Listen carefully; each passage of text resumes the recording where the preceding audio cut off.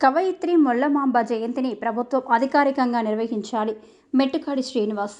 నేడు స్థానిక పద్మావతి కాలనీలో తొలి తెలుగు మహిళా కవయిత్రి ఆతుకూరు గొల్లమాంబ జయంతిని కుమ్మరి సంఘం ఘనంగా నిర్వహించడం జరిగింది. ఈ కార్యక్రమానికి ముఖ్య అతిథిగా విచ్చేసిన తెలంగాణ బీసీ మహాసభ రాష్ట్ర అధ్యక్షుడు మెట్టుకాడి శ్రీనివాస్ మాట్లాడుతూ 16వ శతాబ్దంలోని మొల్లమాంబ తెలుగులో మొట్టమొదటిగా రామాయణంను సులభమైన శైలిలో అందరికీ అర్థమయ్యేలా రచించారని, నాటి సమకాలీన కవులచే మన్ననలు పొందారని తెలిపారు.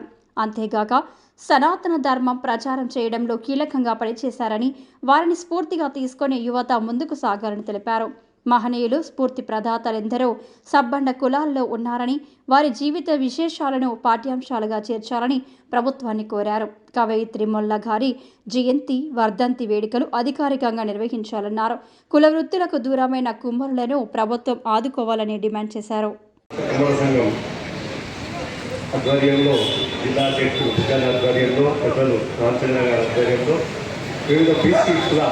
కుమ్మరకుల సంఘ నాయకులందరూ కూడా ఇక్కడికి ఇచ్చేసి వారికి నివాళులు అర్పించి వారి యొక్క ఔన్నత్యాన్ని, వారి యొక్క గొప్పతనాన్ని నేటి సమాజానికి తెలియజెప్పే కార్యక్రమానికి శ్రీకారం చుట్టినందుకు ధన్యవాదాలు.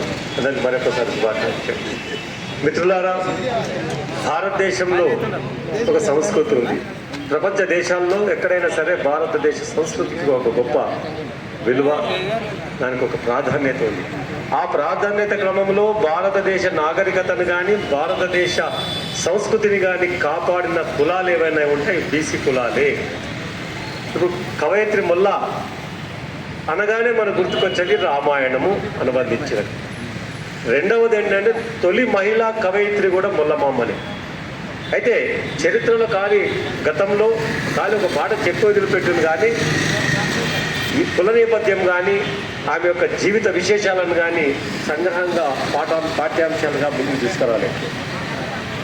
ఒకవైపు మనము జ్యోతిరావు పూలేని కానీ సావిత్రిబాయి పూలేని కానీ తీసుకుంటే వాళ్ళు పిల్లలను కూడా కనకుండా, పిల్లలుంటే ఒక భౌగోళాలు ఏర్పడతాయి, సమాజానికి ఎక్కువ సేవ చేయలేమని చెప్పి వాళ్ళు ఏ రకంగా అయితే త్యాగం చేశారు.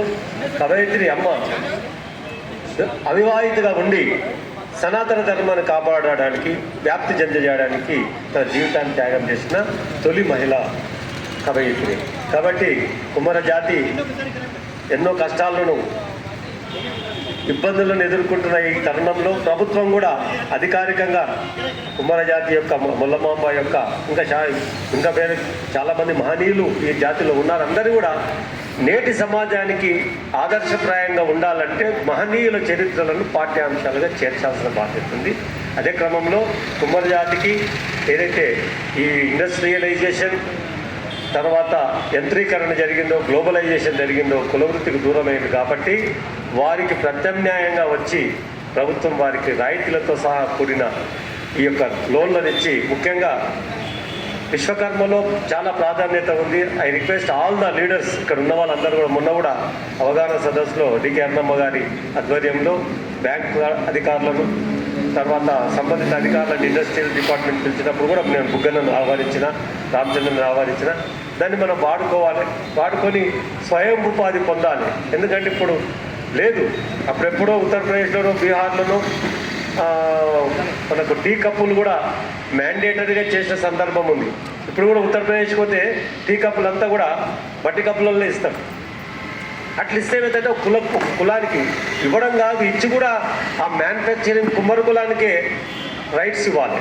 పెటెంట్ రైట్స్ ఎవరికి ఇవ్వాలంటే మళ్ళీ కుమ్మరి కులాలు ఒక రకంగా ఇచ్చుకోం, మళ్ళీ ఎవరికంటే మన కంపెనీలు పెట్టి కాదు, కుమ్మరి కులానికి ఇచ్చేయాలి.